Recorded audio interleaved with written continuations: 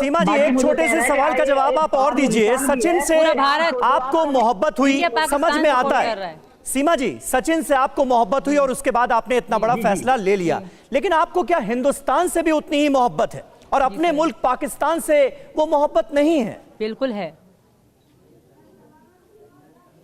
ऐसा नहीं कहूंगी कि पाकिस्तान से नफरत है, पर मुझे अब हिंदुस्तान से बहुत मोहब्बत है और यहाँ के धर्म से भी।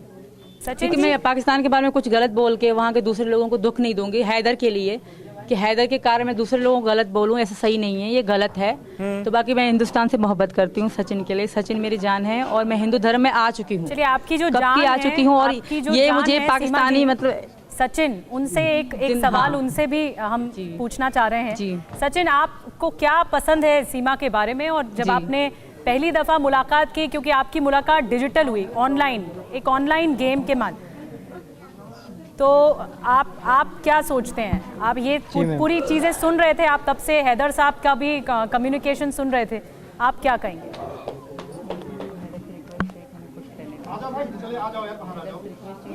सचिन जी, पहली बात तो मैं ये गुजारिश करना चाहता हूँ हैदर भाई से, हैदर से कि हैदर से ये रिक्वेस्ट है कि हमें यहाँ रहने दे और हम यहाँ खुश हैं दोनों। नहीं तो सचिन, आपने सीमा को ये सलाह नहीं दी कि अगर तुम मेरे साथ रिश्ते में आना चाहती हो तो फिर अपने हस्बैंड को डिवोर्स दे दो वहां के कानून का पालन करते हुए, और उसके बाद कानूनी तौर पर आप हिंदुस्तान आ जाओ, ये आपने सलाह नहीं दी थी क्या? सर दी थी, वहाँ से कानून नहीं चलता था, ये कहती थी कि कानून नहीं चलता।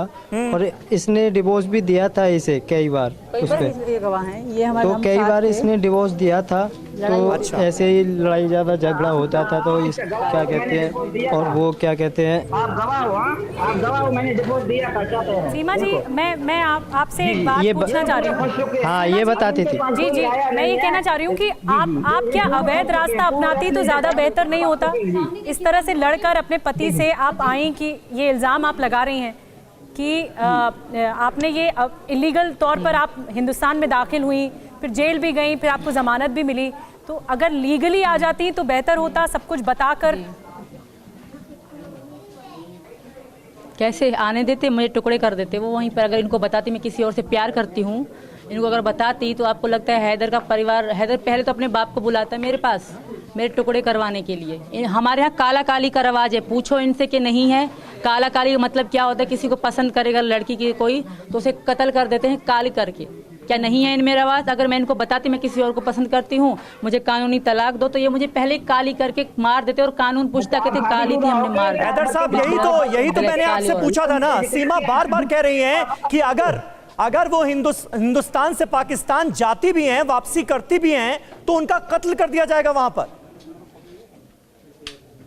बिल्कुल किया जाएगा। मैं हैदर गवाह है इस बात की। मैं इससे प्यार करता हूँ। कौन कत्ल करेगा?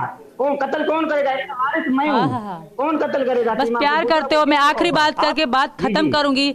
अगर सच में मुझसे हैदर प्यार करते हैं, मुझे बहुत चाहते हैं, मेरे बच्चों का फ्यूचर चाहते हैं, तो हमें यहाँ रहने दें, मेरे बच्चों का अच्छा फ्यूचर होगा। ठीक है sir, thank you very much. नहीं सीमा जी, लेकिन आपके पास भी एक बहुत बड़ा मौका है कि गुलाम हैदर आपके साथ मौजूद हैं। आपने एक रिक्वेस्ट की, फिलहाल वो मानने के लिए तैयार नहीं है, वो कह रहे हैं मैं नहीं मान सकता। अब आप क्या कहना चाहेंगी? अगर मानेंगे, ये नहीं मानेंगे सर, क्योंकि ये अपने पढ़ाई पे चल रहे हैं, इनके पापा वाले इनको पढ़ा रहे हैं कि कानूनी रास्ता अपनाएंगी, शादी करेंगी। यही हथियार है कि मुझे बिल्कुल अपनाऊंगी।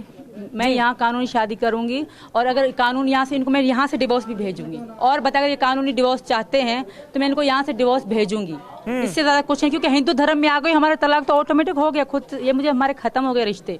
ये पाकिस्तानी एक लाइव आए थे, उन्होंने भी कहा अगर आप हिंदू धर्म में आ चुकी हो, इस्लाम छोड़ चुकी हो, तो आप हैदर पति नहीं है। सीमा जी, अगर आपके शौहर नहीं मानेंगे कि हम तलाक नहीं देना चाहते आपको, आप फिर क्या करेंगे? क्या सिर्फ हैदर की चलेगी